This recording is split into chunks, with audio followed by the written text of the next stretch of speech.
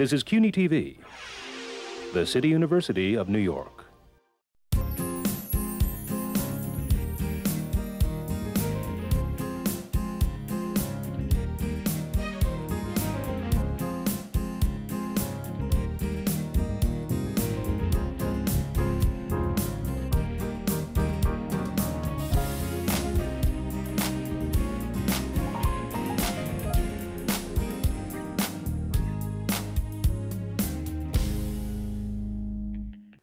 Hello, I'm Ronnie Eldridge. Welcome to Eldridge & Company. There may not yet be a cure for diabetes, but there are ways to control it.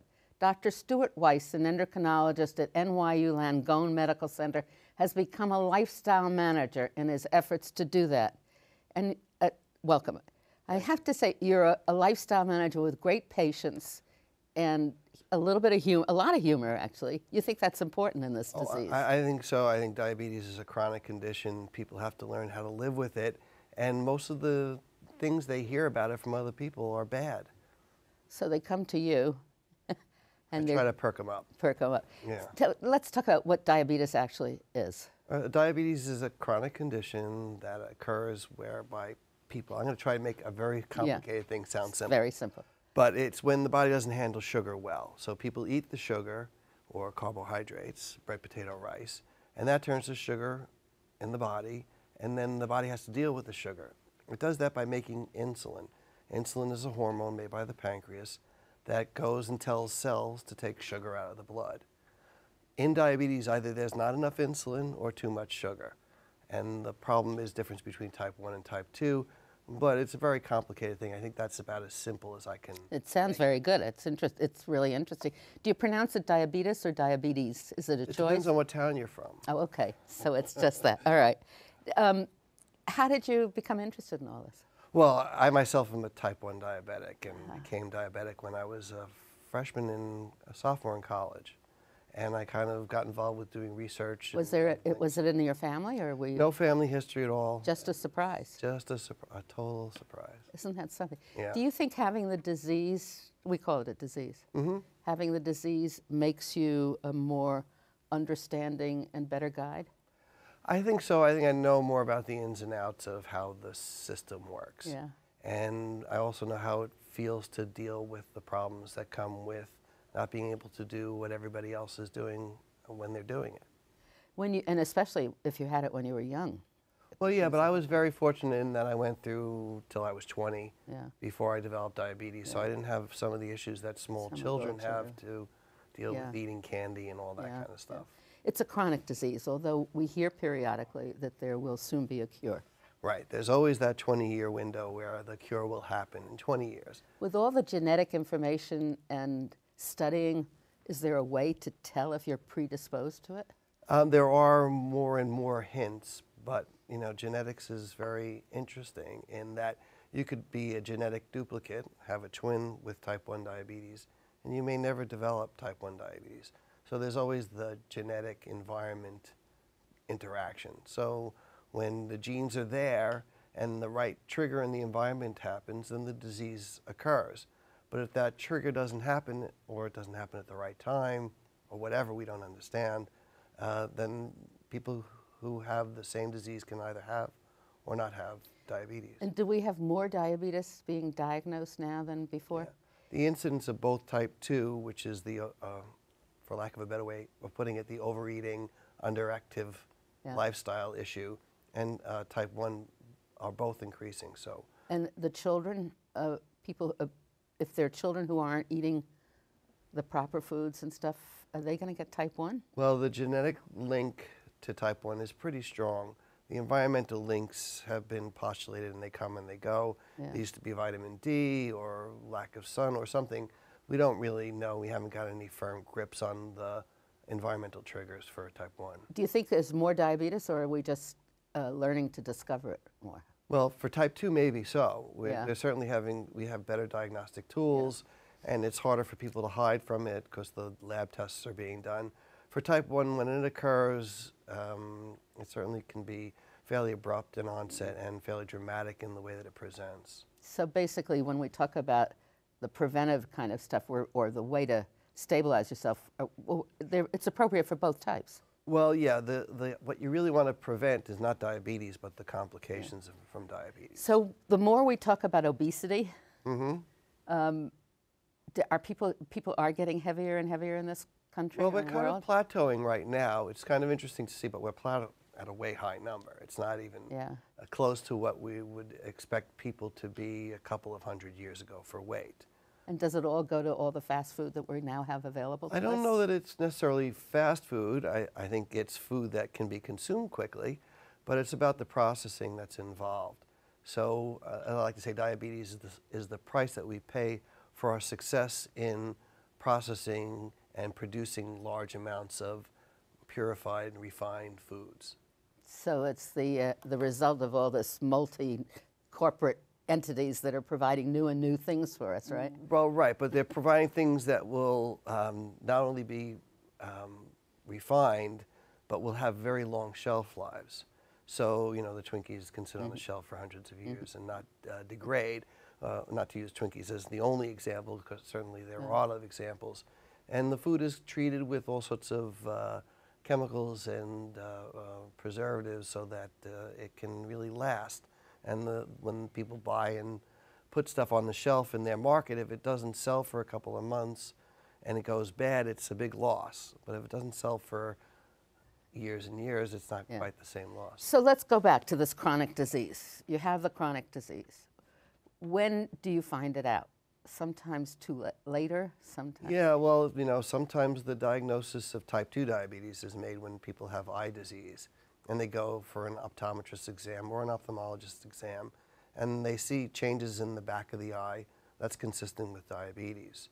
People are then referred to the doctor. You know, people avoid going to see doctors in general. And doctors avoid making the diagnosis of diabetes in general. But often the numbers are high enough so that it prompts doctors to say that when you came in for your annual exam, we saw that your blood sugar was 270. We need to repeat that. I see. So living with a chronic disease, what do you do?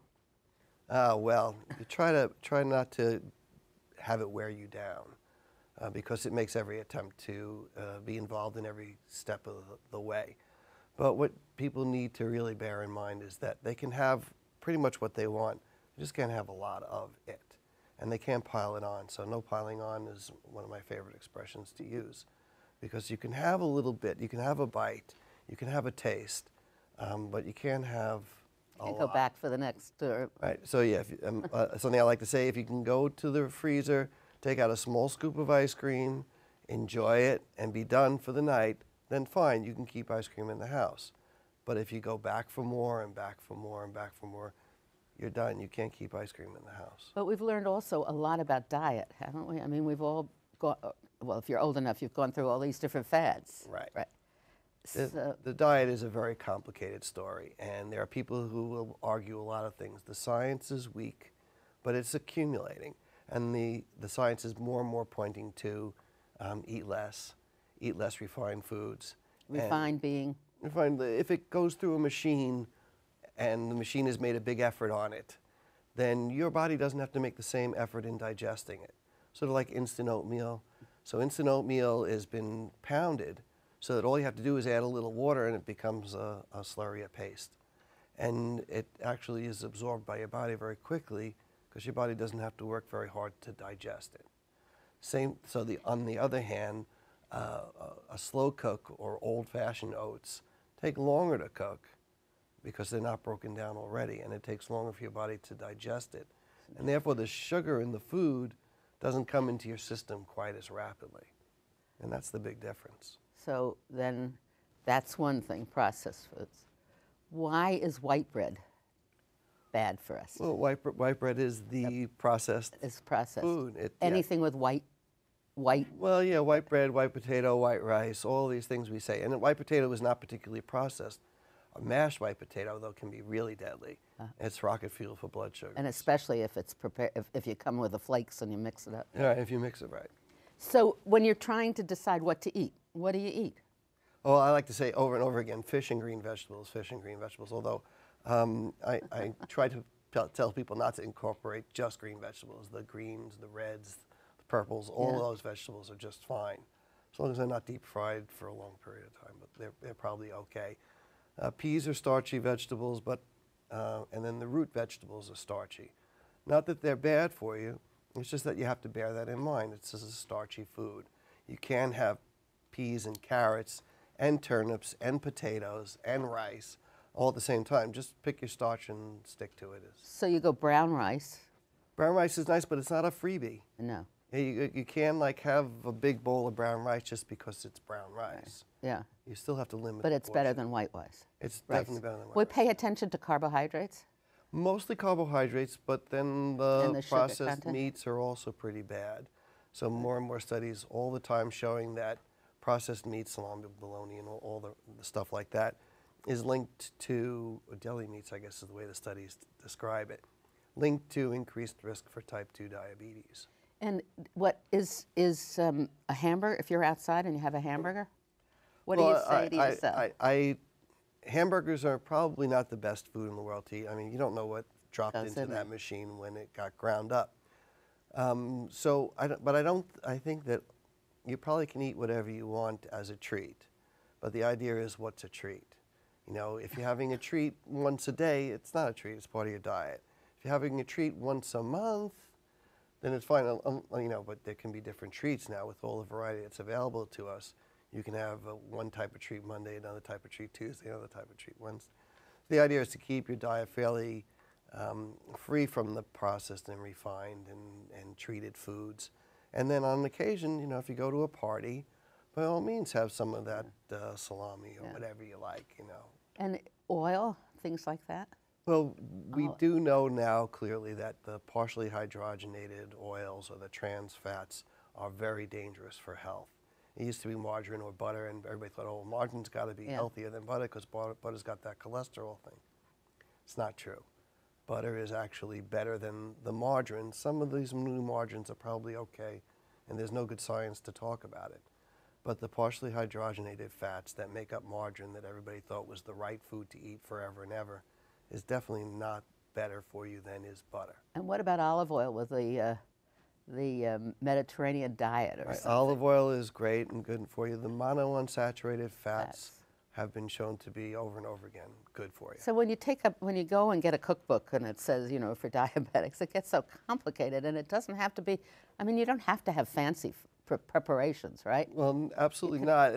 The whole idea, and it's very funny to me, and I try to keep these diabetes cookbooks and magazines out of my office because for sure on the cover every time is going to be something like a macaroni and cheese. Mac and cheese or a strawberry shortcake or some kind of pie or something, you know, and I just don't think that people need to be confronted with that on the front cover because then they think, well, look, it's on the cover of the magazine.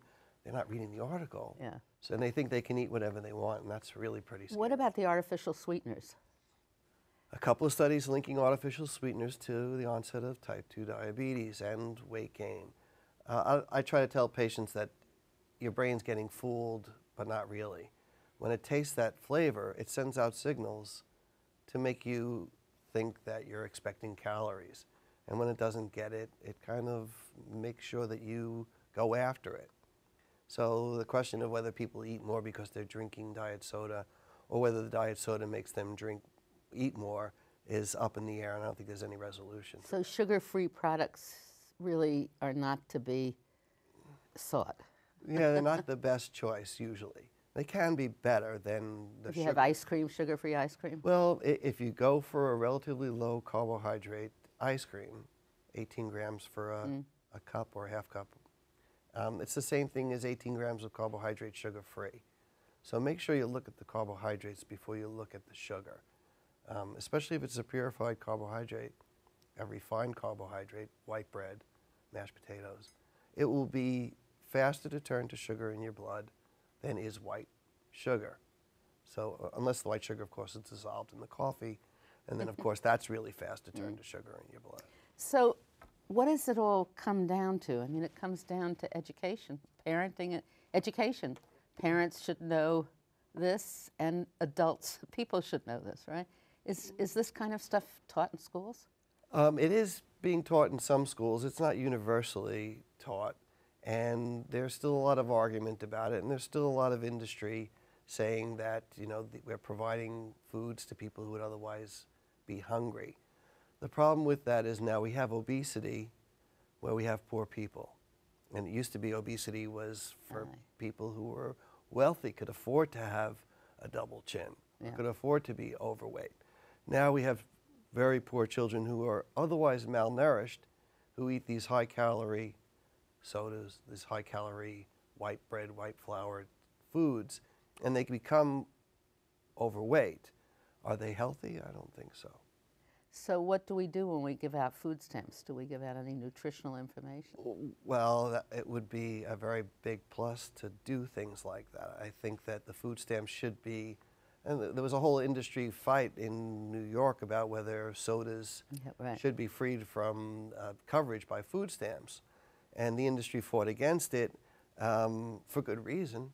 But I believe that it would be in the best interest of children to not have their sodas covered, to not have fruit juice either. Fruit juice is almost as bad as soda. Got a couple of vitamins in it, and maybe a little bit of fiber, but really fruit juice is not great. But to have whole fruits, whole vegetables, those things covered, I'm sure that if that was all that was available and that was what was covered, it would find its way into the neighborhoods. But you're up against all the lobbying power that we now talk about all the time, right? That's right. I give up. Go on. No, I mean I give up because I don't see myself as having any kind of role in. It must be so changing frustrating. Well, are there other endocrinologists, or what do you call a thyroid? You really specialize on the thyroid. I mean, in diabetes. I try not to specialize only in diabetes because it's very tedious, very time-consuming, and there are just so many times I can say, you know, be careful with what you're eating. So that's why you're a lifestyle manager. You're forced into it. We haven't even talked about exercise. But it's so, what do endocrinologists do? I mean, is there an association where you do lobby also? Do the medical societies support you? What happens? Yeah, I'm afraid to say that most endocrinologists give up pretty early on with lifestyle management. It's really unhelpful, and in a lot of academic situations, the population is not amenable to lifestyle changes. So if you're in an inner city hospital training there and your patients are all living on food stamps or on low incomes, it's going to be very difficult for them to change their lifestyle. Lifestyle involves more than just where you're getting your food. Who are you hanging out with? Who are your friends? Where do your friends go?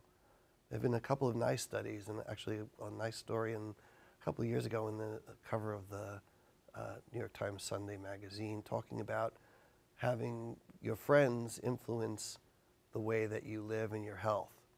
And so I tell all my heavy patients to find skinny people to hang out with, but don't gang up on them. Because it's so interesting. And what about exercise? Exercise is really crucial. Food is energy, not calories. Calories are a little confusing. Food is energy, and you need to burn the energy you're eating. So if you're not burning the energy, you can't eat the food. So again and again, if you want to eat like you work on a farm, you better work like you work on a farm. And that doesn't mean sitting behind the wheel of a tractor. That means getting out the hoe and hitching it up to the oxen, right. Pushing it. So let's go back to the education thing. I mean, was it the federal government that just said that pizza, did they say it, or did they say it wasn't? The pizza is a vegetable? Ketchup or something like Yeah. that. Well, they classified it in school lunches as a vegetable? Right. Or did they reject that? I think they, I don't know, there was an argument. It's terrible that I don't know. They're wasting a lot of time doing that. Right. But for me, the important thing is to get a variety of foods and to really think about it from very, very early ages and getting kids to eat. What distresses you the most when you watch somebody eating or something? Well, it's often the food choices and the fact that it doesn't stop. But I can't blame people for, I mean, I really can't. Nothing distresses me unless I see somebody, you know, sitting there with a amputation or with a blindness from diabetes and then still eating hamburgers. It's like smoking outside a hospital while you're in there with right. When you have a chest tube. Right. It's so you. I know that you. Somebody before was eating a bagel, and you said Right, a bagel. bialy is better. Right. Bagel is bad. A bagel can be the equivalent of 8 to 10 slices of bread for total Is that right? carbohydrates. Yeah. Is it such a density? It's very dense, and the bialys, for a lot of reasons, are better because they have the nooks and crannies like old-fashioned English muffins did, and are smaller and lighter. And the whole idea is just limiting the amounts of carbohydrates. So go on. I'm sorry. But what I wanted to say really about how do I deal with the diabetes situation, what I do is I have patients try to see cause and effect. So when you eat this, what does it do to your blood sugar? So home glucose monitoring is the single most important part about taking care of diabetes. And it's not just one test that gives you the answer. It's a whole series of tests. So what does pizza do to my blood sugar? What does Chinese food do to my blood sugar? What does French food? Whatever it is that you might want to try, then if you test your blood sugar 2 hours after eating, you can see how that food sat with you. And one test does not make the whole story. It really doesn't. You have to do it over and over and over again. And you're very emphatic that you're not passing or failing a test. Right. That this is a strategy. I mean, this is the support to tell you how to do things, right? It's how you learn to control your diabetes by getting the hard facts, cause and effect. There have been a lot of advances, haven't there, been in medication and like the meter. I mean, they used to just test it with a slip in urine, wasn't it? Right. Yeah. Used to pee on the strip and then see if it changes color, right. And that measured the glucose in the urine. But the body concentrates sugar in the urine when the blood sugar goes high. So one of the ways the body gets rid of extra sugar is to pee it out. So people often get up at night to pee, and they think it's something else. They don't think that it's the diabetes because they don't realize that this is an escape mechanism for the body to get rid of extra sugar. It's not really designed that way, but that's the way it works. When you go now for a physical to your internist or wherever you go, you do get blood tests usually.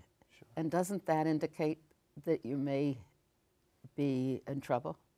Yeah, the blood tests. So the earliest signs for many type 2 diabetics is this abnormality in lipids, the cholesterol, triglycerides, good cholesterol, bad cholesterol story. So what type 2 diabetics, people who are insulin resistant, have very early on, before they're even overtly hyperglycemic or diabetic, is they have this low HDL, or low levels of good cholesterol, and high levels of triglycerides. Triglycerides is the under-known lipid in the blood. Triglycerides are chains of carbon molecules, or sugars, that are attached to a fatty acid backbone. And this is one of the ways the body has of storing energy. So triglycerides are elevated in type 2 diabetes. Triglycerides are elevated in overeaters in general. And good cholesterol is low in type 2 diabetes, or before type 2 diabetes even occurs in something we call metabolic syndrome. So then that's an indication. Watch your diet. Right. The earlier you get to it, right? The more. The sooner you, well, I don't even think you need to wait that long. The problem we have in this country is that science is oriented to fixing problems after they've already occurred. In America, we say that the goal number for hemoglobin A1C, that's a 3-month test for blood sugar. So every 3 months, the doctor can draw a blood test and say your hemoglobin A1C is a certain number. A normal person's A1C is between 4.5 and 5.5. Between 5.5 and 6.5 is called impaired glucose tolerance. Over 6.5 is diagnostic of diabetes. Now, the American Diabetes Association and other associations have claimed that a number like 7 or 6.5 is the goal number for diabetes control. Therefore, if you have brand new diagnosis of diabetes because your A1C is 6.5, you're at goal.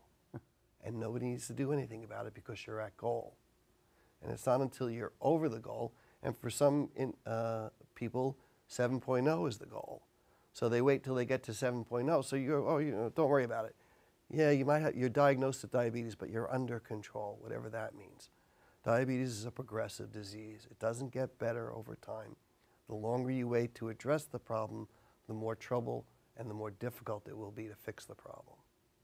You just leave me speechless. How do you maintain, I asked you this before, but I have to ask it again. How do you maintain this lovely disposition when you're faced with such frustration? I like the underdog position. I'm a Mets fan. I like being in a position that when I do well, I can feel especially good about it. People do well. It's not like every case of diabetes is a failure. And that's one of the problems that most physicians run into, is that they have more failures than they would like. And they're applying more and more medications, and they're doing more and more things, but not really addressing the root problem, because they've been frustrated over and over again by bad experiences with teaching diet and exercise. And I find that that's the only way I can be happy, is to do the right thing, which I'm certain and I completely believe in. So you're making your contribution to the general good of society. I'm certainly not making a lot of money doing diabetes care. Well, you don't have to measure it. As you said, you don't measure it in money. But it's interesting because it fits into the whole general pattern. I mean, like Occupy, no, I'm going to get too deep, but Occupy Wall Street, it's still the fighting against the same things. It's the power of the companies that make the profit for manufacturing the food, and the advertising and everything else that goes on, isn't it? Yeah, the status quo is definitely well entrenched. I mean, why do we even have white bread? Well, it's a treat. We should have it on No, I mean, cake why shelf. is it offered as an option? Well, it comes from the white rice story, and when people were refining things because the tools were new, it seemed very exciting and easier to chew and digest. But the problem was that not only do we have easy to chew and digest foods, but we have way too much of it. So it would be good as a treat. Now, rice pudding was always my favorite when I was a kid. Okay. But I wouldn't recommend it to anybody other than a small portion. So I think we've learned, watch your diet and exercise. Thank you very much, Dr. Weiss. Pleasure. Thank you.